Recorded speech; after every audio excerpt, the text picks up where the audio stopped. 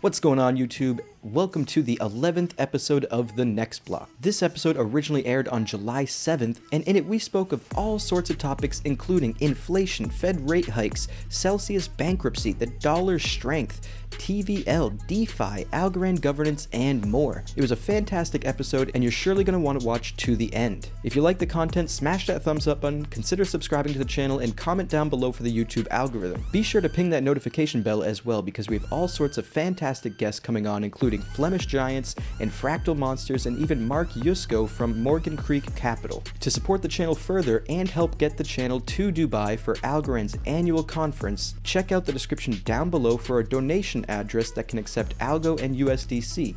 All donations will be used to get the channel to Dubai to bring you guys the best on-the-ground coverage of everything going on at that conference. The Decipher annual conference is the biggest conference for Algorand. At that conference, they announce everything that's going to be on the roadmap for the next year, as well as some big alpha that's surely to be released by all sorts of projects. So we want to be there on the ground bringing you that info. So check the description down below, like and subscribe, and enjoy the 11th episode of The Next Block. What is going on, everybody? JT here with JT Invest in You. We've got David over at Crypto for Change, and we've got C. Will with the Passive Income Network. This is The Next Block, and welcome back to everyone that is just joining us for the first time. Well, welcome to the people that are joining us for multiple times, and nice to meet you for those that are joining us for the first time. How's everyone doing? Doing good. I have a little bit more sleep, now these days, since maybe 2 weeks in since the baby was born, but still a little sleep deprived. And I'm good over here. Happy to see David.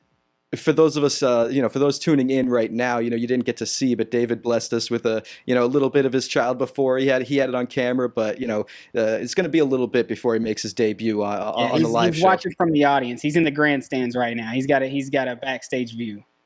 Backstage passes, man. Are they NFTs? They should be, right? All right, so we've got a lot to talk about. There's so much happening. There's a lot of uncertainty in the market. There's so much going on, but there's also a lot of news. So we're going to be covering market sentiment. There's a lot of shakeups at the Algorand Foundation, some new hires, somebody leaving the foundation as well, governance strategies, new applications hitting mainnet like Dequency, upgrades to AlgoFi, Napster's light paper came out, and a bunch more. So stick around to the end of the video, smash the thumbs up button, subscribe to all three of these channels, and let's get with it. How you guys feeling out there with the market sentiment?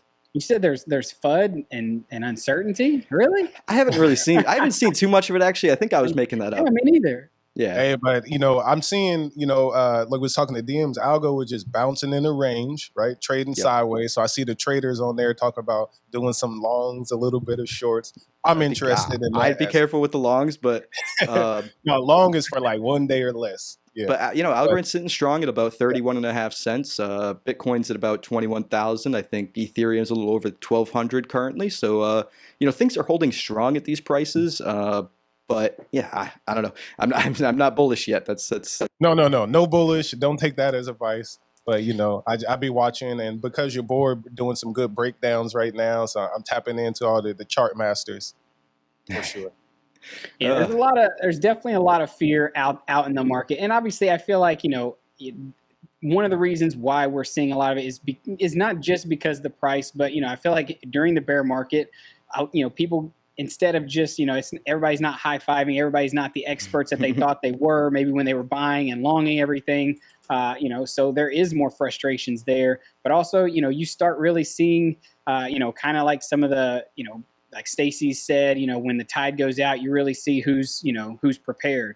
And I think we're seeing some of the, things that are on Algorand, maybe that weren't as prepared, and people were frustrated there. I mean, I've talked to many people who were in a lot of projects that were early on Algorand's launch that aren't doing as well now. And, they're down big. Like that is, I'm talking big money, way more money than I lost. And so, and that's some friends, obviously some people on Twitter that have DM'd me and talked to me. So, I feel it out there, and I definitely, I sympathize with people who are hurting during the bear market.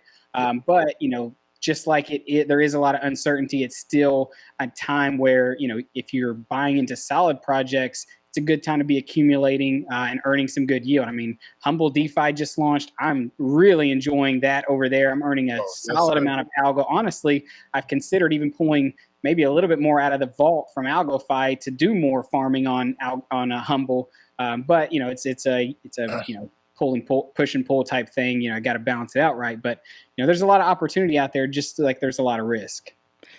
For the strategy you just spoke of, I mean, we'll get into strategies later on, but what you could do is use Folks Finance and get the G algo instead of borrowing. And then since it's close to parity, I mean, you might lose a little bit swapping the G algo back to algo, but as long as you lose less than what your potential rewards are for governance, it still works out to being profitable and a good strategy. And you could do that. You could use G algo, swap it back to algo, and then yield farm that way and have no borrows. Yeah. Oh yeah, for sure. There's definitely tons of ways right now within DeFi on Algorand to make a lot of yield, and it's not just in governance, even though obviously that's where a lot of people are at, just because it's safe and it's easy. Yeah. I was more so just saying that so you didn't have to pull out some of governance, so you could still yield farm as much as you wanted to and participate as much as you wanted to in governance. And as I've said before, the parity might not be exactly 1-to-1. So if you trade like 100 G algo into algo, you might get back like 99.5 or something. I'm not sure exactly what it's at right now, but even still, that little bit of loss would be made up in the rewards and the yield farming. So yeah, you can also borrow. I borrowed a little bit of USDC on AlgoFi and then did some yield farming. A little bit more riskier, but I'm usually like to touch my algos like that. No, borrowing options are always available. I just like to let people know that there are other options to access that liquidity without having to also worry about being liquidated. The good thing about like the Humble example is great because since most coins already dropped, 70, 90%, we're already basically really close to a bottom, I would think. So things can still drop 90% from the 90%. Yes. Well, one of the experts I follow, he said Ethereum could drop 90% from now. So that's like $100 Ethereum. So I don't think there's so many things that are still under attack. I mean, I know that I've been reading the tweets. I think it was Celsius has now paid off all of theirs. So like they're good from what tweets say. Like, I don't know. BlockFi just got purchased by FTX. Yeah. But they're just saying like there's a lot of big players that are still at risk. And I mean, and you still technically have, Bitcoin could still fall to, the lower teens. And if it does, I mean, that still puts a lot of people in, a spot where liquidations could occur. And obviously we've seen that when past liquidations have occurred, that's where you get those massive, drops in the price. Obviously I will say Algo held up decently when Bitcoin fell. I mean, when Bitcoin was like tanking all the way down to 15 or 16K, wherever it bottomed at there, Algo held that, 30 cents area pretty strong. Where did Algo did held on, it's still around there, but where did Celsius get their money from? I know that's a big question that I've been asking because Sam Bankman-Fried. It's not just me that think of that. Yeah, well, exactly. I mean, they had a lot of money out in loans and outstanding debt, which is what was causing them to be at risk of liquidation. And then all of a sudden they have money pouring in. Is it from another loan, or are they selling equity of the company to get that money? And I haven't actually found the answers. And if they're basically just trading one loan for another, is it all that safe? Is really hard to say. I mean, depending on the way the loan is structured, it could be safer if it's another loan. But I have a weird feeling they're selling equity in the company.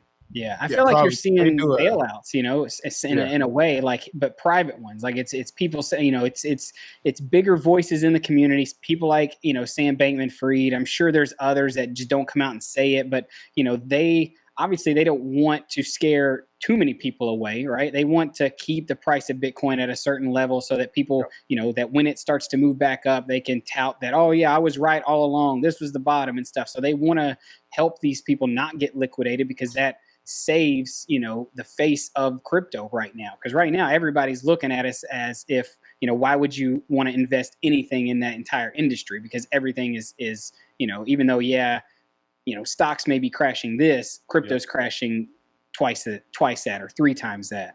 And it can still crash more. Depends on the stocks you look at. I mean, Netflix went down like 70-80% from its high.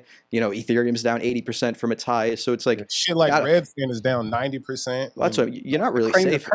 You're not really the Kramer curse. You're not really safe anywhere in this market, to be real. But to your point, though, I mean, crypto does look terrifying from the outside. I mean, we just showed Celsius. You've got Voyager here with a one-of-a-kind bankruptcy. And I love how they, this Yeah. isn't their tweet, but the way they tweeted about it, they didn't even mention the word bankruptcy. They were just like, we're restructuring the Yeah, company. And chapter it's just, 11. and Yeah, it's I just read like, up on that shit. all right. Yeah. Yeah, chapter 11. So it's like what they're doing is refinancing their loans and taking out loans. Like you said, they are, one of y'all said, selling equity. They're basically doing a whole bunch of behind the scene grimy stuff with big bankers. Essentially. I mean, they're doing what they got to do to stay alive. It's either that or they go under. I mean, it's so it's like it's not a good position to be in for any of these companies. But they did dig themselves those holes by rehypothecating users' funds, over leveraging, being degens themselves and putting half their money into 20% yields on UST. So I don't know. I feel like, and from my standpoint though, like that's good. Like it's all it's all FUD, lads. I mean, it is in a sense fear, uncertainty, and doubt. But FUD doesn't mean fake news. So like that's the big differentiator. Is it means fear, uncertainty, and doubt, and there is a lot of that, and this does contribute to it. But it's still relevant news that I think should be paid attention to. When did Celsius or anyone knows when Celsius is releasing funds for people?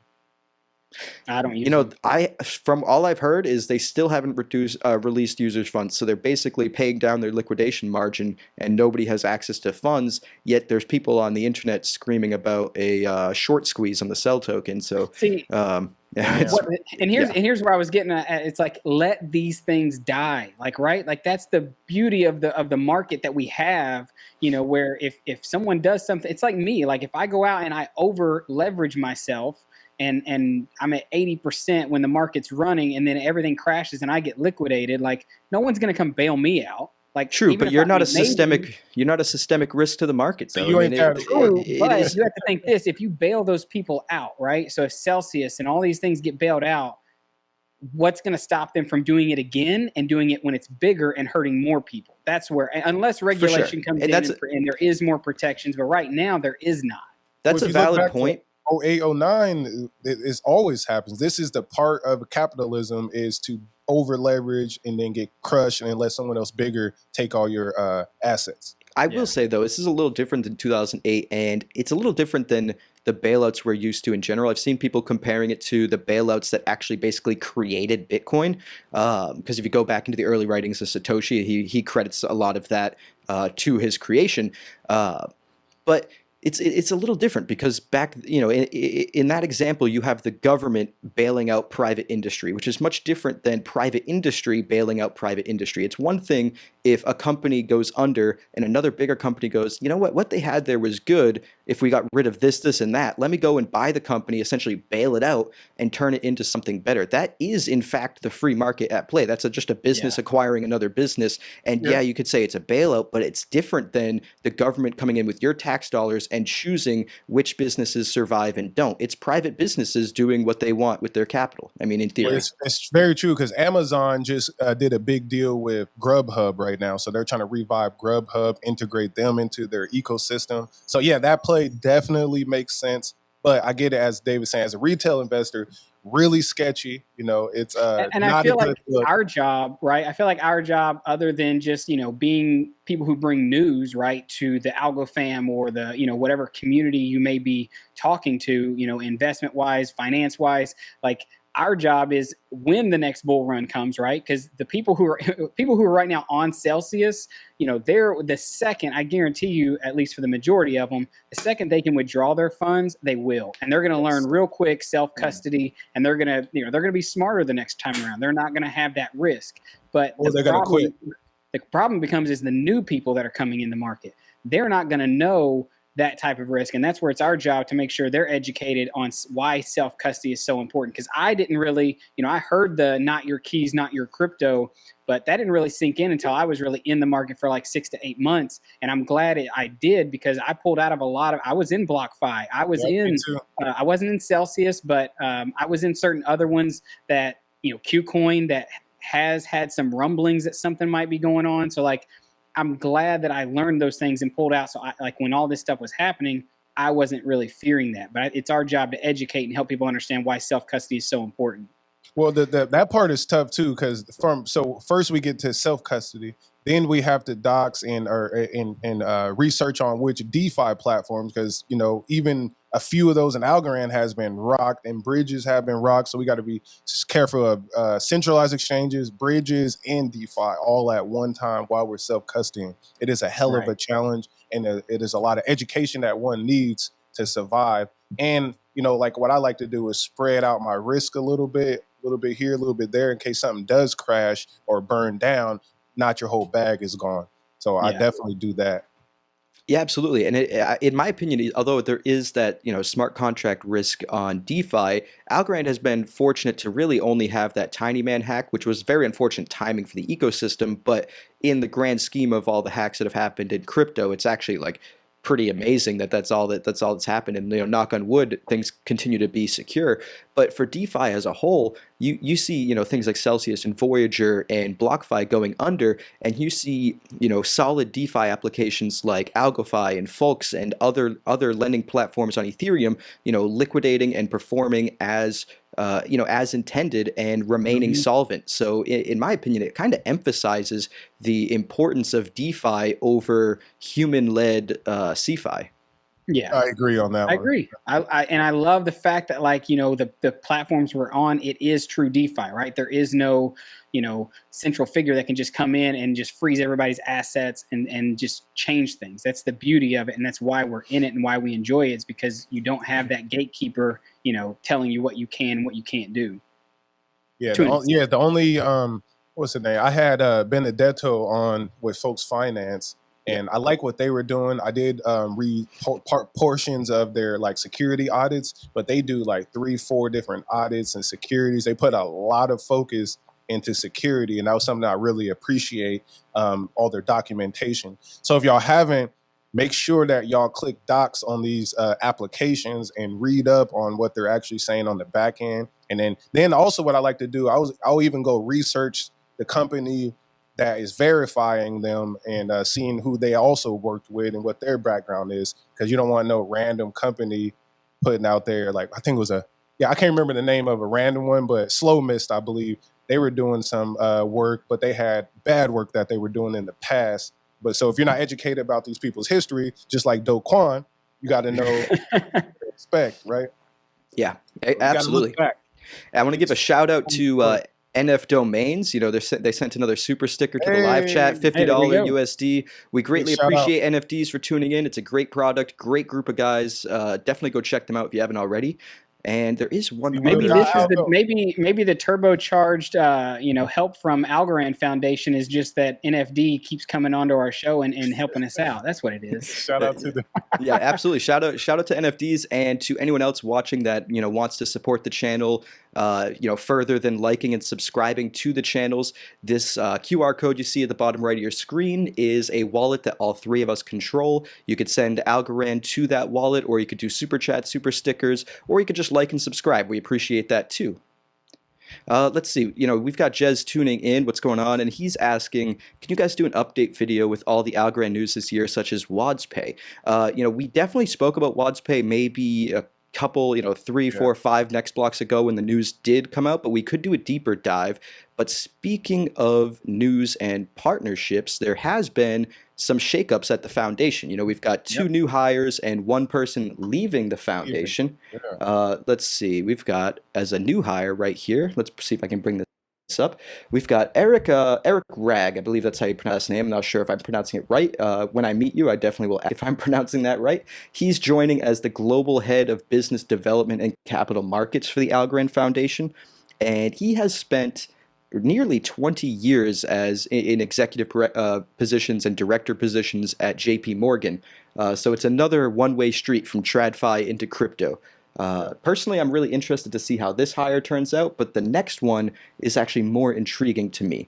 The next one, let's see if this loads, is John Woods. And John Woods was part of Cardano, part of IOHK, and now he's joining the Algorand Foundation as the Chief Technology Officer, which in my opinion is really interesting. And from what I've read, the focus is going to be on, he's basically said that Algorand has the best tech, but now the focus is creating the best user experience, which I think is absolutely important because, it's one thing to have dApps that are working terrific, but it's another thing that to have, dApps in a blockchain that's working terrific, that's also extremely user-friendly for everybody to use. In fact, that might be even more important than some of the other things that us technical nerds actually do appreciate about blockchain. Hey, facts. Like, for a great example is when you look at the Parrot wallet, you can now click AlgoFi, and it takes you to a link to kind of get your governance going. So we need more of these type of integrations. Yep. Like if anyone's ever, they integrated Folks Finance as well. Yes, and Folks Finance. So they need to do the trifecta and integrate Guard too, because Guard, yeah, absolutely. I haven't used Guard yet. Shout out to all y'all over there. I'll test it out. But you should. I mean, just to give them a little shout out, I will say you should at least test them out with 200 Algorand, because they did just announce that they're doing 5x the governance rewards for your first 200 Algorand. So your first 200. So if you put 200 in, you're basically getting the rewards as if you put 1,000 in, which is fantastic. So even if you don't want to put your whole stash in there, but you want to try it out, go over there with 200 Algo and open up a CDP. See, this is why I love the Algo found right here. I'm like, all right, well, show me where the money at. I'll be over there. Absolutely. Right? I will say this, the part of the John Woods hire that really gets me excited is the fact that, and one of the people, Star Cadius, if I'm saying that right, kind of mentioned it, but with FIFA coming up, right? Like that is still like, I know people are mad at me that I'm kind of retweeting some people who are, fudding, I guess, Algorand's network activity and how far it's come down. Hey, those fudders blocked me for some reason. Yeah, they do that, but that it is something that, like, having the best tech is one thing, but we need to grow the network, and a huge thing to grow the network organically, right? And not just by bots and not just by fake wallets or whatever it may be, but is by real world use case. And with FIFA coming up and the World Cup in it, obviously there was a video that Scaramucci did with David Markley. I can't remember if I'm recalling his name exactly right, but he talked in there about FIFA and what some of the things they're going to be doing with ticket sales and NFT collectibles. I mean, just imagine if there's like, you could own, say Messi or I don't know, whatever your favorite soccer player is, bags a really good free kick to win a match, right? And they tokenize that NFT and they sell it. That type of stuff. I mean, at that point, I feel like you could possibly start to see NFT sales in the millions, like you. Oh shit! Oh no, David disappeared. Damn, he was back though. In too. He was going in. All right. Start where you left off. Okay, where did I leave off? You was going. Just continue. Yeah, literally like 2 seconds ago. Okay. You just cut out. But no, like, think about the Bored Apes. They're $1 million sales and like all those NFT things. And imagine being able to own, some of these football players, Cristiano Ronaldo, Lionel Messi, and their moments in the World Cup, especially if it's big moments. Those could be big sales. But having John Woods come in, making the user interface hopefully good for when whatever gets rolled out, right? If it's on the FIFA side and he's just helping assist that, or if it's on the Algorand side and making sure that the user interface is good, it's what's needed to make the network activity organic, because people aren't going to use an app if it's not easy to download, easy to navigate. Because I'll be honest, I've been in Algorand for a while, and there's still some dApps on Algorand that are confusing, more confusing than I think they need to be, and especially when I try to explain it to non-crypto, people, they just get confused and they're like, I'll just hold it in my wallet, or I'll just hold it on this exchange. It's earning a decent yield. I'm fine with that. So that's kind of what I was saying. I'm excited about the hire because I feel like he could definitely bring in that, user interface that's needed for the upcoming FIFA World Cup. Facts. Well said. Now I'm going to add little comments to what JT was just showing. It looks like he has a great experience, and I'm not hiring him, but my only concern is he doesn't stay at companies that long.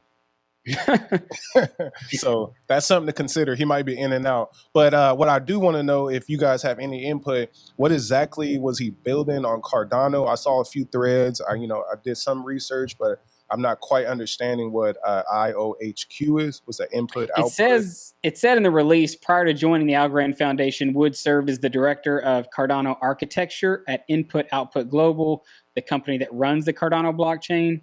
Cardano's really slow in terms of other ones, but I will say, from the threads that I've seen of him posting, there has been many people from the Cardano community that are pretty, not like massively upset, but definitely like, man, that's a big loss for Cardano, a huge gain for Algorand. So, I feel like it might be similar to like, we're kind of sad to see Kelly leave.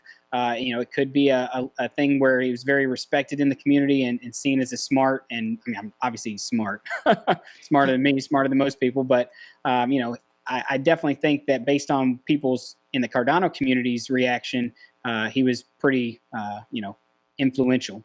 Yeah, yeah, and IOHK, the input output company that he was part of, it was a I don't know if you consider it a company or a think tank or what have you, or foundation, but it was founded in 2015 by the founder of Cardano, Charles Hoskinson. So it's certainly an important part of Cardano, but I will say I don't know the answer to your question. The news was too recent that I don't know exactly what he's built for Cardano or what he has done.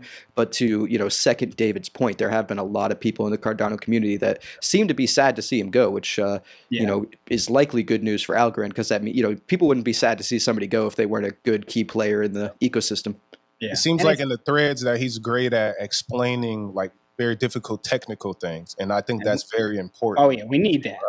There is so much that goes over even my head, and I've been in crypto for almost over 2 years now, but it's still so much to learn. And well, JT, you've been in it since 2017, and there's still stuff to learn. Oh, it's endless. And you're absolutely right. He definitely is somebody that can explain the technicals, the in and outs better than most people here. I mean, before becoming the chief technology officer at the foundation, he was the director of Cardano architecture. He was the senior security architect, applied cryptographer at Informatica. He was the lead architect and applied cryptographer at Consensus, which is another big company. Senior solution architect at the Central Bank of Ireland. He also worked 2+ years at Citi, the Citibank. So he has a good amount of relevant experience in both, developing crypto systems as well as the TradFi ecosystem. So let's get some opinions going. How do y'all really feel about all the bankers joining the Web3 space?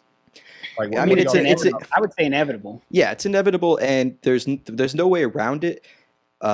And honestly, crypto won't grow without that money. I mean, retail money will only take it so far. You do need the big players, and as much as I understand the concerns, because in a way, crypto was created to, start a financial system outside of the corrupt institutions that we have. But you got to assume that these institutions would be, and society as a whole would be better off if they transition to more transparent and decentralized financial systems versus their closed source black box financial systems at their headquarters, in which nobody can see what's going on in there besides maybe a couple regulators that we have to rely on that are telling the truth and not not getting paid by lobbyists from that company. Yeah, I definitely agree. Well, go ahead, David.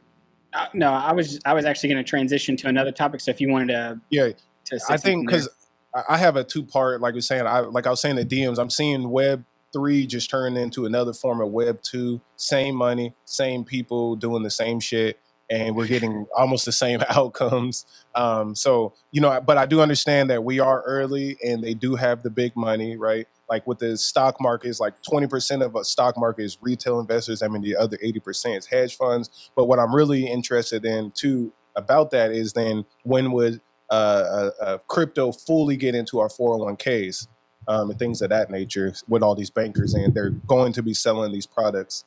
It's coming. It's coming, and I think there are already companies doing it, but just like smaller fry banks, not like the huge ones yet. I agree, but it's happening. It's 100% happening. I mean, you can already put crypto in your Roth IRAs and things like that through companies like iTrust Capital. I mean, hopefully bigger companies like Goldman Sachs will start doing the same, but it's coming. It is. Yeah. I don't like Goldman because they were big on the 08, 09 thing, so I got to. That was just an example. I mean, I just when I say Goldman, I just mean bigger banks. It could be. Yeah, I know what you're saying. Yeah, but I think we can transition. David, what you got? I was just going to say, one of the things that also I was kind of bringing up, that some people were saying it was FUD, but I, proposed this question to you guys, is how much of, the hires, obviously, and all the money that Algorand has raised over the last year at the end of the bull market throughout this bear market, right, we've seen, the dumping of algo either from the Inc. or from the foundation, obviously to either ink these massive partnerships. I'm sure some of it's also to fund these hires and the big moves that they're making. How much is this next bull run make or break for Algorand? Oh, it's What do you make. guys think? I think it's Yeah, make or break it's for sure. 100% make or break. That's part of the reason why my investment, even though everyone's worried about this bear market, my investment thesis is 2024, 2025. That's when I expect the next bull market to happen. And unless something drastic happens between now and then, something catastrophic to the chain or Algorand itself, that is when I'm going to be patient enough to reevaluate my position then. Because if in the next bull market Algorand is still underperforming, then you kind of have to reevaluate your stance and reevaluate, where did I go wrong in my thesis and so forth. But I think it's far too early to be going through that sort of thought process now, because it was just started in 2019. It's a bear market right now, and everyone was happy right before the bear market started. So, and fundamentally, things have only gotten better. So, in my opinion, it's just way too early to be considering it now. But I definitely do think it's make or break it in the next one. Yeah, I definitely agree. It's a make or break, because we do know with this space, we've seen it, competition comes faster. And you got something like Polygon still around. Shake and bake. Shake and bake. Yeah, so we got a lot of competition. And as we see, like what we learned from Ethereum, each new generation of blockchain, 3, 4, or whatever that comes next, learns from the previous generations. And that's why we have an Algorand, because Ethereum did what they did and Bitcoin did what it did. So there is going to be new things hot popping off. And in the next bull market, it could be anybody that has a new blockchain and it runs up. We don't know if it'll last or not. But I think for Algorand to really take a position like Ethereum, they got to really put the work in this next year and a half, for sure. Yeah, I'll mostly agree. I do think it needs to solidify itself as a top dog in the space by the next bull run. Primarily, you make an absolutely great point. A lot of new and shiny things come out in the bull market that draw attention away from things that haven't already created that foundation for themselves. If you haven't solidified your position in the pack, then you could get left behind to the new and shiny things that come up in the next period. I've seen it happen plenty of times. I mean, you look at the top 10 or top 20 cryptos from 2017 when I was in it and buying some of those cryptos, a lot of them aren't even in there anymore. And they were solid cryptos, but they didn't create that foundation and solidify themselves as something that, people will be using in the future. I feel much more confident about Algorand than I have about, most things, but it is still something that you should reevaluate as time goes on if it's not happening. Yeah. Okay, another topic for you. No, I was just gonna say, I just feel like just since they're throwing so much money into the team behind it, like this is a make or break. Like they need to make sure that they come through on FIFA. I mean, LimeWire, I know some people were pretty upset. I actually went and checked out their webpage. It actually is not that bad. You can use Algo on it. It will bridge, I think, some Ethereum and Algorand users both ways. Well, I would say more Ethereum to Algo, but there could be some people who maybe want to get one of those collectible things, the 10,000 original ones. But there are things that need to work in the next coming months to make sure that the next bull run, whether it's 2024, 2025, whatever, Algorand doesn't it's not sitting behind things like Doge or SHIB or even Avalanche and like so many of the other L1s that are really just copy and paste Ethereum and just have a bunch of money and VCs and stuff. And I know that Algorand gets the the FUD that, well, we're just a VC backed chain, but I really do think the community can grow organically if they position and use the things like FIFA, Napster, the whole music industry. There's so much out there that people could use it and maybe not even realize they're using it, type thing. Yeah, my big push that I've been talking to people about is like using Algorand for what it actually for is in transactions. So when I was checking out, I think it was WazPay, right? They got a new app where you can use your a debit card. They got a Visa card, I believe. But the issue I always see with these type of plays is that when you're spending your crypto, it's on the back end immediately exchanging it for US dollar, and then you're spending it like a regular debit card. So therefore, I think that's not a great idea. I might as well just spend my cash if I'm going to do that. So I want to see it where we really load our US debit card with stable coins and then actually use the crypto in the way it's supposed to be used. But I think conversions just don't make much sense if we're trying to use crypto. Yeah, to that point, I mean, you got to think, I mean, a company wants to hold dollars, not a volatile asset. So, I mean, it makes sense that on their end, they're converting it back to dollars. What it really comes down to, in my opinion, on whether it's worth it or not to do that is regulation, because there's some talk that, using your crypto for transactions, even something like that, where they're converting it back to dollars, but you're still using it to transact. There's talk that those transactions won't be a taxable event in the traditional sense. Whereas if you sold algo, say you were at a profit, you sold algo for dollars and then used the dollars, you're paying a 35% capital gains tax on that sale. Where if it's a transaction, well, I'm not a regulator, so I don't want to say for certain, but if it's a transaction, the talk is to create it so transactions aren't taxed with capital gains, which makes absolute sense. If you want to use a cryptocurrency as a payment method, I don't think you should be being taxed at a 35% capital gains tax plus sales tax and everything else. Right. So. Yeah. Y'all want to swing over into governance talk, or do you have something else you want to add? I just want to add with Mr. Joker, his comment. He said same with the Coinbase card. He pays bills in USD with the cash back. I definitely that's why I used to use the crypto.com card, but then I end up switching to a Hawaiian credit card because I like earning the miles a little bit more. So I see there's definitely competitions in terms of cash back. So I moved away from cash back and went to the plane flights. Yeah, I think I made a couple while I was using Coinbase's cashback. I think I made a couple, like almost $200 to $300 just in like 6 months of using the rewards. I was doing, I think, the Graph token, but I was literally moving all those, right when I got them to USDC. It was like 4% or 5% or something when I was doing it. Yeah, that was me with crypto.com. I was earning a good yield on there. But back to Hawaii. Oh yes, most definitely. As soon as you can. Let's jump into some governance talk. Let's do it. What do you have? What are you guys doing for governance? Personally, I'm using currently AlgoFi and Folks Finance, but I am also probably going to throw a little bit into AlgoGuard as well, because all three of them are giving pretty great rewards in their own different ways. So, I will say this too. Folks Finance just tweeted out that partnership with Algorand. Join Folks Finance Algo Liquid Governance through Algorand and get a whitelisting spot for Algorand version 2 NFT. So to participate, you have to mint at least 2,000 G Algo. So, there definitely is, I think maybe since the, vote didn't get pushed through to, that was in the last governance period, each platform is kind of having to come up with their own, strategies to kind of improvise and make it more enticing. You got AlgoFi offering an extra 300,000 algos to boost their vault. I am mainly in AlgoFi vault. But I will say this: last one I only put a little bit in the vault just because I wanted to test it out.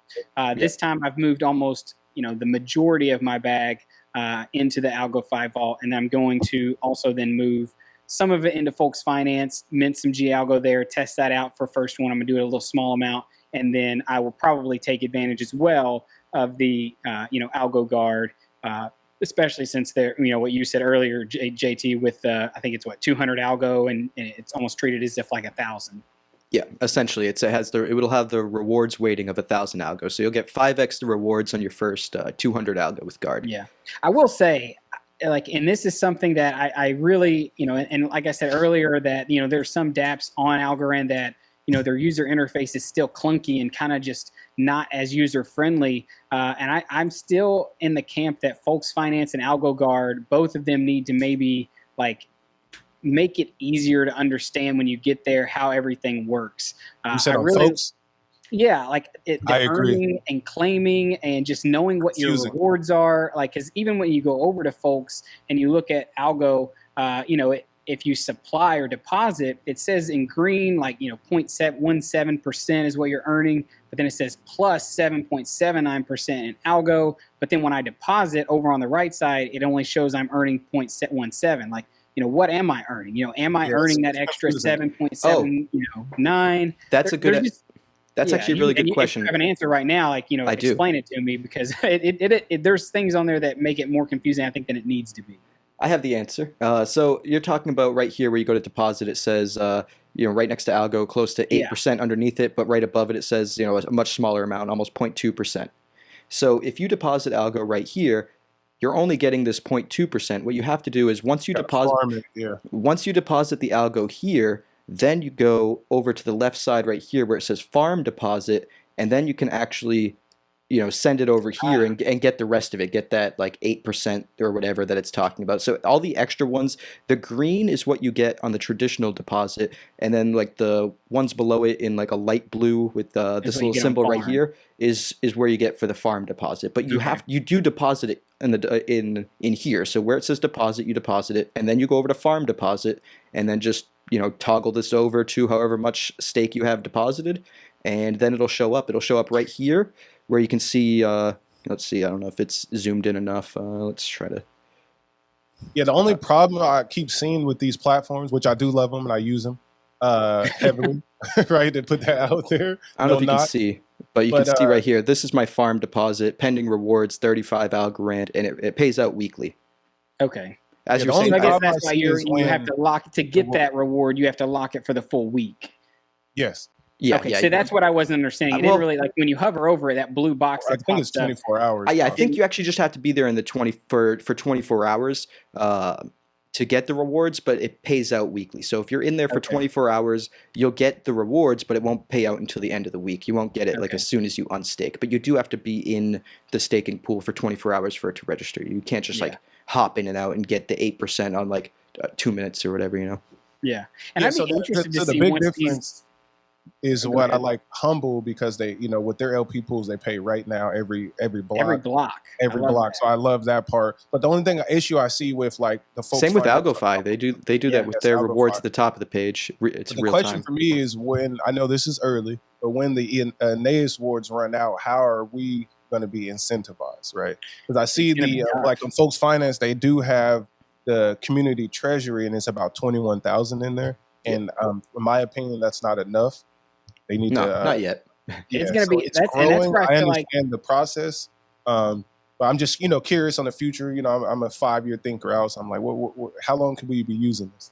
And I think that's why Stacy maybe is as upset as she was or is on that vote not passing, because obviously once those rewards do run out, like a lot of people have said on Twitter and around the algo community, is how are you going to compete with 8% or 6% governance if once those are gone and whatnot? And I think that's very true. That like that's what something has to get resolved there. But at least right now, AlgoFi and Folks Finance and AlgoGuard are doing everything they can to make it appealing for people to move over. But I will say I have seen some larger accounts on my Twitter feed of people posting that they're still just using the straight from their wallet. I would be interested to have them come in the comments and maybe even elaborate more why they don't want to use DeFi in that way, and if it's just a smart contract risk, or if it's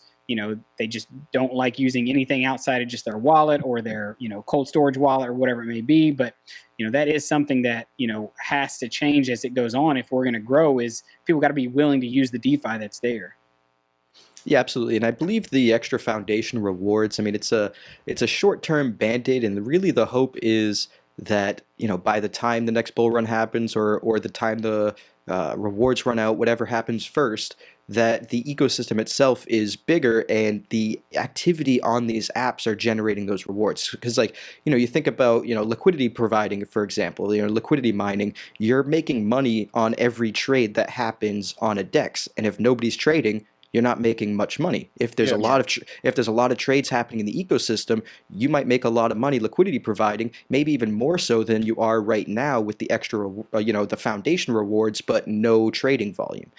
So hopefully user activity is what generates those rewards in the future. More people borrowing and lending and paying interest rates and trading and paying trading fees and so forth. So hopefully the idea is the ecosystem will generate the yield that's necessary for it to survive on its own, and hopefully we get there in short time. Yeah, definitely.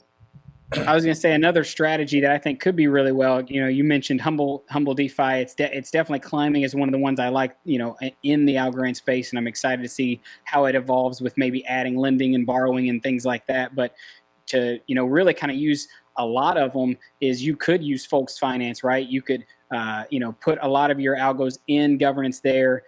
You can actually claim the rewards early if you wanted to. Obviously, it could be worth waiting, but you could claim your rewards early, move those into something like Humble, where the rewards right now in their farming and LP providing is actually pretty high. I mean, I think in the first, and Algo XCT is one of the liquidity pools I'm in. I'll probably earn almost over 1,000 Algo just in that duration of that pool being open, which, I think it was like 60 days or something, which is about, it's a full governance period, or not a full governance cycle, but almost a full governance cycle. So you could really double, triple your rewards right now if you're kind of using these different platforms outside of just having your, algos in your Para wallet or your, ledger or whatever it is.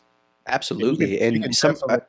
I forget who posted the article, but somebody wrote up an article the other day about their results from the last governance period using things like AlgoFi and Folks Finance to basically increase their Algorand governance stack. So basically you do a perpetual loop where you supply Algorand, and then whether it's AlgoFi or Folks Finance, you borrow more algo or G algo, whatever, and supply that algo back to governance. And you just basically keep this loop going where you're supplying algo, borrowing algo, etc. So you read my mind. I was just going to say this. And the results, super risky.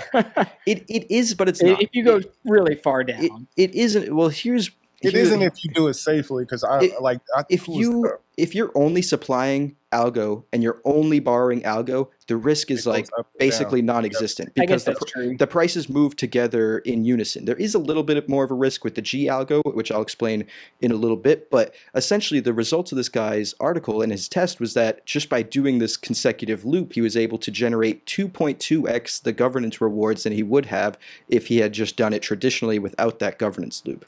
So there really is all sorts of different tricks to gain bigger yield that isn't actually that risky. And I'll explain the same process with G algo and explain the slightly more risk with it.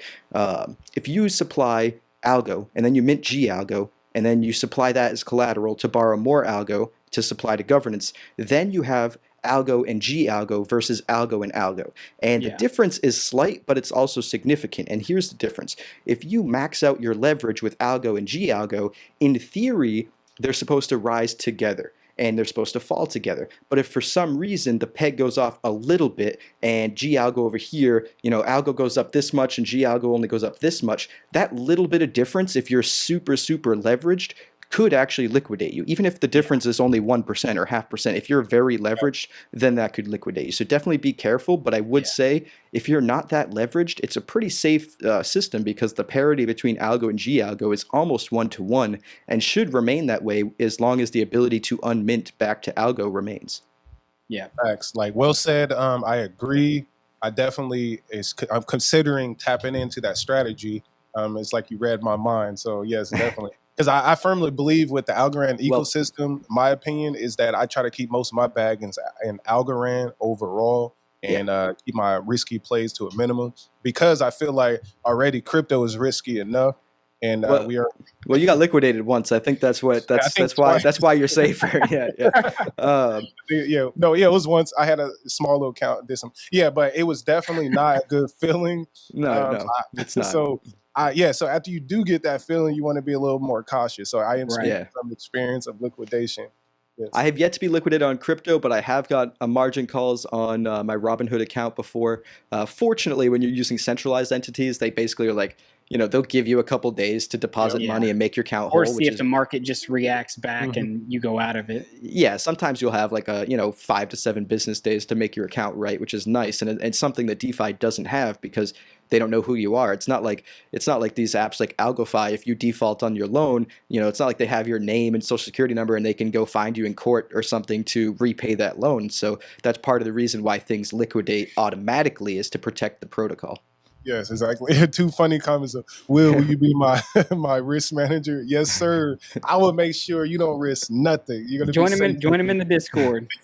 He's gonna be having you holding cash, and that's it. No, hey, I just bought some more USDC, man. I'm a low key. I like to lower my risk on the bottom and 100% prepare for the upside. So I'm definitely that person, because what I learned, is like what Warren Buffett said, just don't lose money. That's always the first goal.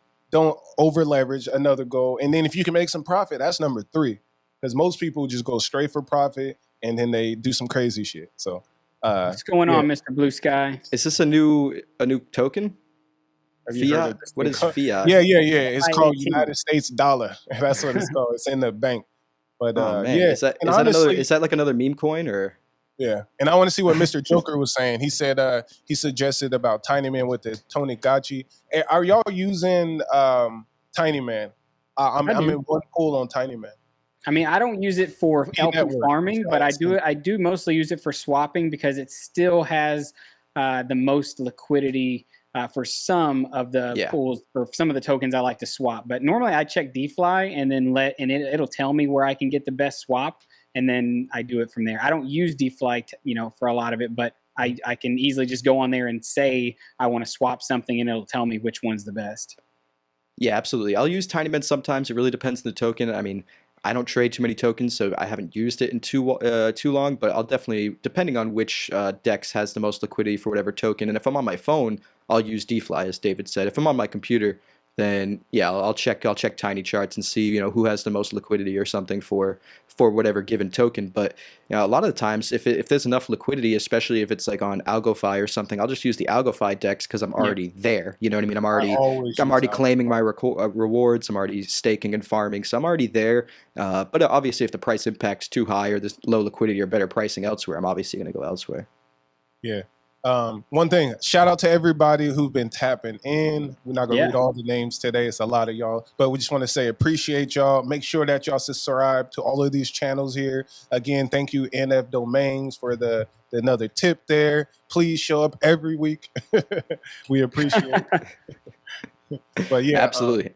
Absolutely. So, we've got about 10 minutes left here before we take off. Maybe actually a little bit. Oh, that is actually 2 o'clock now. We started a little bit late. Oh, but I wanted to say. Oh yeah, no, go for it. Thing. Deshaun too, and everybody else. Tiny Man, the P network just dropped. I'm going to drop a video about that real soon. I'm in a pool. It's some good yields. By saying this, it probably will ruin the yield for me, but it's a good P Bitcoin. You're letting the secret out, man. Yeah, it helped the algo fail. I already hit it a few days.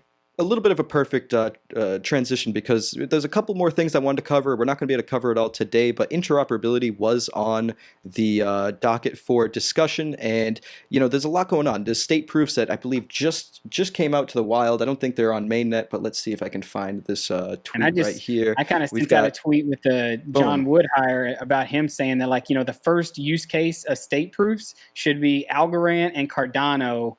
Both of them using state proofs to verify each other and showing how interoperability between blockchains can happen without having a centralized bridge. I think that would be awesome. And he said, absolutely. So that would be cool if something by the end of the year, if he's jumped, because he knows Cardano, right? He was there. He's like the architecture of it and everything. Job. So like anyone can help navigate that bridge and bringing those two together. Like we already know Charles Hoskinson loves Algorand and sees Silvio and what he's built as great for the space. So that would be huge, I think. So a question for the audience as well. If you own some Cardano, please leave a Cardano comment in chat. I am very curious about who owns some Cardano. And then for y'all on the stream, have y'all used like Sunday Swap or any other dApps? I haven't used Cardano since they actually started launching dApps. I held the token long ago in 2017, 2018, but as with my entry to Algorand, there wasn't much in the ecosystem at that point, and I sold all my Cardano before the ecosystem kind of started popping off. Okay.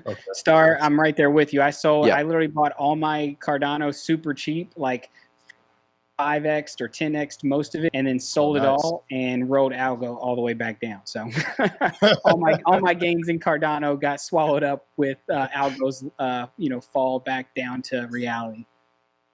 Yeah, absolutely. And on the point of interoperability as well, just to wrap up this point real quick, we've got state proofs that are finally working their way into GitHub. People are seeing the first rendition of them now. They're not implemented yet, but we've got Glitter Finance hitting testnet. There's been wrapped Solana and wrapped Algorand hitting, I believe, being spotted on the mainnet. Nothing in circulating supply yet, but mainnet should be within like a week or so for Glitter Finance.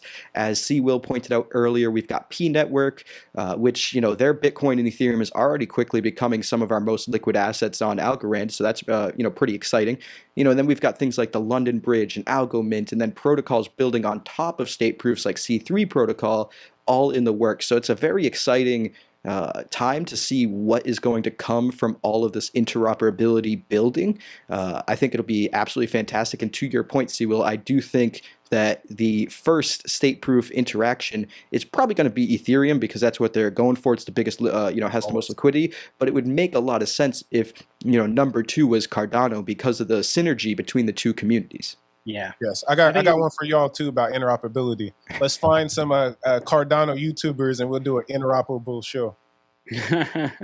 Test that out. We got to bridge the two clans together.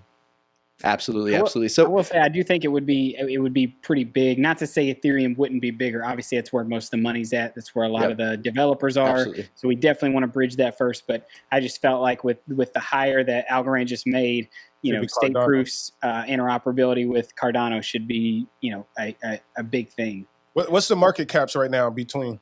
JT, you want to pull it up, or I can? Sure. Yeah, pull it up. I think Algorand's under 2. Cardano's still top 10.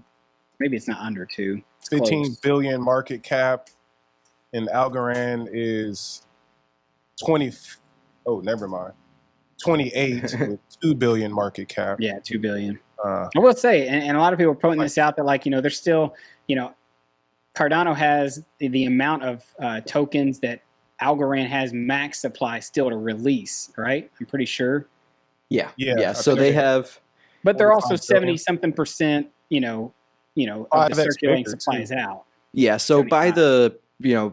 by the percent of the pie, they're a little bit further along than we are because we're at about 71%, and they're at 75%. But they do have about 12 billion tokens left to enter circulation, where Algorand only has under 3 at this point, I believe. Yeah. But yeah, that market cap is much different.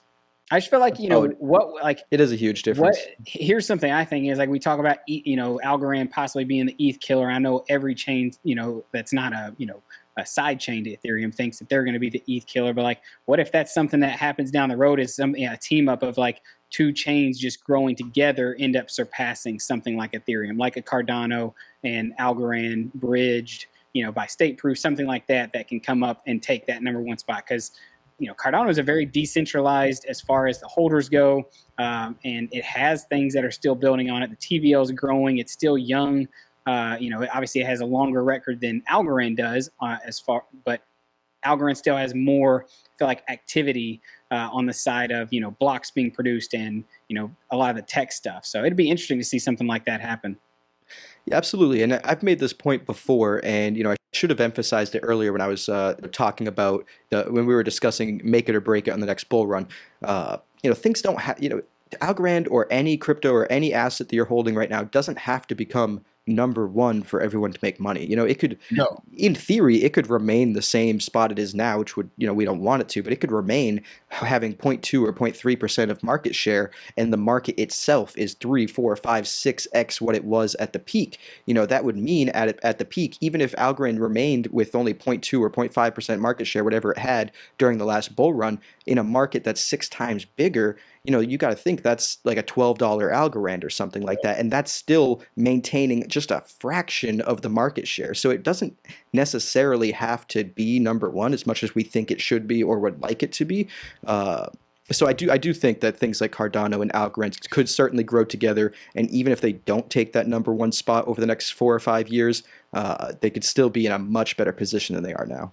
All I got to say is in the next bull run, I better not be seeing algo below things like SHIB and Doge and a lot of the other, meme coins out there. I get it that the communities are big, but that this is a call for the hires that are coming to Algorand. Obviously we're probably looking at a new marketing person, but that should be your goal. If Shiba Inu is outperforming you, I don't care. If Shiba Inu is at a 80 billion market cap, it hit 40 billion, right? If it's at an 80 billion and Algorand's at 25 billion, I'm sorry, like there's no celebration yet. Like don't celebrate until we are past some of the mediocrity that is too. So yeah, as much as I 100% agree. Like I would be totally happy to see meme coins not in the top 10 or even the top 50. But that being said, it would not shock me if even through in perpetuity of crypto that there's always some meme or community coin that is in the top 10, even whether it's Doge or SHIB. Oh no, it can be in the top 10. But Algorand needs to be ahead of it. I get your point, but I was mostly just saying that like there's something really interesting about meme and community coins, and I don't like them. I think most of the people are going to get wrecked on them, but it wouldn't shock me. Yeah, it does. I mean, it got me into crypto. It gets a lot of people into crypto. I mean, during the last bull market, I had people tell. I mean, it also gets a lot of those same people back out of crypto though after they get burned. So if I would have held my Doge, hopefully it's a net positive. Yeah, if I would have held my Doge from the start, I only bought like $1,000. I think it was $1,000 worth at the height. The SNL. If I would have never held it that long. I would have probably capped. Ran away at like 20,000 or something. But then again, who knows? I held Opulus all the way up and down. But I would have had over 300K. So I get it. There is a lure. It's like GameStop. There is a lure of those things. But I'm talking about from a standpoint of like if I was on Algorand's team as a lead person, if I'm Stacy or one of those people, like I'm a competitive person. She says she likes winning. Winning is being ahead of those things. Like you're not winning if you're not in the top 5, in my opinion. Damn. Yeah. I mean, I will say just because the top 10 is littered with stable coins, I'll say the top 5 chains. Maybe not actually top 5. Because I do think like the 2 and 3 spot or 2 or 3 and 4 spot or whatever will always probably be a stable coin of sorts. Yeah. Just because that's the way the market works. But and that's the reason why I say Doge and SHIB. Like I know that they're in the top 10, but really you take out stable coins and stuff like that. We top 5. Yeah, they're almost. Yeah, that's what I'm saying, and it's just crazy that they hit such high valuations and Algorand. I feel like with the reason like between stable coins and a meme coin, right? If you call which one a cryptocurrency, they wouldn't call a layer 1 a cryptocurrency. They would call the meme coin the cryptocurrency. Shiba and Dogecoin. That's what I think a common person. And maybe that's the next big run. Maybe the next big bull run is not so much cryptocurrency, but it is blockchains, right? And it's more this layer 1 like battle, and Algorand will be able to really show off more of what it is. Whereas everybody, if you were someone who came into the, bull market, this last one, and you looked at all of the gains people had from the start, well, definitely Algorand as a cryptocurrency, as a token, was not very luring because it was still down all time high. Period. Always been down. Parawallet hides that the real price. They should have it from 4 to whatever we're at right now, 31 cents, but they got it from 41 cents to 31 cents, so it appears that it's not as bad. Yeah, Coinbase does the same thing, but to people that like Algorand, that's actually a good thing because you don't necessarily want people being like, oh, this thing's down, I'm not getting into that. You know what I mean? The rough start could keep people away. But to the whole token and cryptocurrency point, and then we'll get out of here. There is actually a distinction between a cryptocurrency and a token that most people aren't really aware of. And a cryptocurrency is a currency. It's the native currency of the blockchain it lies on. So Bitcoin is a cryptocurrency on the Bitcoin network. Ethereum is a currency on the Ethereum network. Doge, in fact, is also a currency on the Doge blockchain. But SHIB is actually a token that I believe runs on the Ethereum blockchain. So it is actually, there is a coins and tokens are different. Yes. Yeah, there's a big difference between a coin and a token, or cryptocurrency and a token. Hey, y'all. So anyone who's listening, what's good, Damien? Tap in with me tomorrow at 9 a.m. PST. I'll be going live with the guys in Everest, the Nigerian developers that are building. We'll be actually talking about the difference of blockchain and cryptocurrency. So we're about to be going in and breaking down those distinctions of coins and tokens, especially for the people who just want to get some fundamental education. Fantastic. I saw that 9 a.m. Twitter. I saw that on Twitter, I think right before we went live. So I'm going to set my reminders. Everyone in the audience should also set their reminders. And, if you haven't done so already, give us all a like. Go to all 3 channels, give us all a like, give us all a subscribe. And, maybe hit that donation QR code down in the bottom right, if you're feeling so generous. But of course, we appreciate the likes and subscribes. We appreciate the comments. And, share this with a friend. Share it with a non-friend, just somebody interested in crypto. Share it with anybody. Yes, sir. Appreciate y'all, most definitely. So, yeah, let's close out. That's a closeout, huh? Let's close out, fellas. All right, y'all have a great day and weekend. All right. If we see you soon. All right, take care, everybody. We will catch you in the next episode of The Next Block. See you, everybody. Peace.